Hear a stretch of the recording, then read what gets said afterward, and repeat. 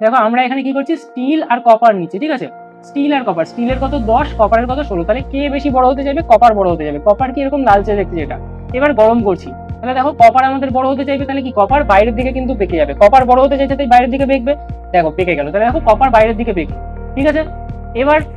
এটাকে আমি কি করে কাজে লাগাবো, এটাকে বলা হয় বাইমেটালিক স্ট্রিপ। এবার এটাকে কাজে লাগাবো, দেখো এটা ইলেকট্রিক সার্কিটের মধ্যে রাখলাম, ঠিক আছে। এবার দেখো ইলেকট্রিক সার্কিটের মধ্যে দিয়ে কারেন্ট যাচ্ছে, কখনো যদি ধরো শর্ট সার্কিট হলো বা কোনো কারণে কারেন্ট বেশি চলে আসলো, তাহলে কারেন্ট বেশি চলে আসলে কি হয়, তার জন্য তাপ তৈরি হয়, তাহলে গরম হয়, গরম হলে কি হবে, এটা বেঁকে যাবে, তাহলে বেঁকে গেলে কি হবে, দেখো এখানে যে একটা সার্কিট রয়েছে, সার্কিটটা ব্রেক হয়ে যাবে, দেখো যেই তাপ বেশি